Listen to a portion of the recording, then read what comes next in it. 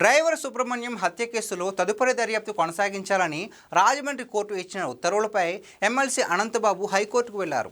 అదనపు దర్యాప్తు చేయడానికి ఎలాంటి అదనపు ఆధారాలు లేవని, దర్యాప్తు చేయకుండా ఉత్తర్వులు ఇవ్వాలని కోర్టులో పిటిషన్ వేశారు. ఇలా తన హత్య కేసులో దర్యాప్తు చేయవద్దని ఓ నిందితుడు పిటిషన్ వేయడం లాంటివి మన ఆంధ్రప్రదేశ్లో మాత్రమే జరుగుతూ ఉంటాయి. వైసీపీ నేతలే చేస్తూ ఉంటారు. వైసీపీ అధికారంలో ఉన్నప్పుడు డ్రైవర్ సుబ్రహ్మణ్యాన్ని అనంతబాబు చంపేశాడు. శవాన్ని డోర్ డెలివరీ చేశాడు. మీడియా హడావిడి చేయకపోతే అలా వదిలేసేవారు.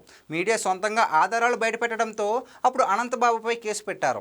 ఇంకా లోతుగా వెళ్లడం ఇష్టం లేక తానే హత్య చేశానని అంగీకరించాడు. కానీ కిడ్నాప్ చేసిన సుబ్రహ్మణ్యాన్ని ఎక్కడికి తీసుకువెళ్లాడు, ఒక్కడే ఎలా చంపగలిగాడు, చంపిన తర్వాత శవాన్ని కారులో ఒక్కడే ఎలా ఎత్తిపెట్టాడు, మళ్ళీ ఎలా దించాడు, ఇలాంటి అనుమానాలు చాలా నివృత్తి కావాల్సి ఉంది. ఈ హత్యలో మరికొంతమంది ప్రమేయం ఉందన్న ఆరోపణలు ఉన్నా పోలీసులు అసలు ఎలాంటి దర్యాప్తు చేయలేదు. ఛార్జ్షీట్ కూడా సమయానికి వేయకపోవడంతో బెయిల్ వచ్చింది. బెయిల్ మీద బయటకు వచ్చిన ఆయన పోలీసులను బెదిరించి రాజకీయాలు చేశారు. ఇప్పుడు ప్రభుత్వం మారిన తర్వాత సమగ్ర దర్యాప్తునకు కోర్టును ఆశ్రయించింది. కోర్టు దర్యాప్తు చేయాలని ఆదేశిస్తే వద్దని చెప్పి హైకోర్టుకు వెళ్లారు.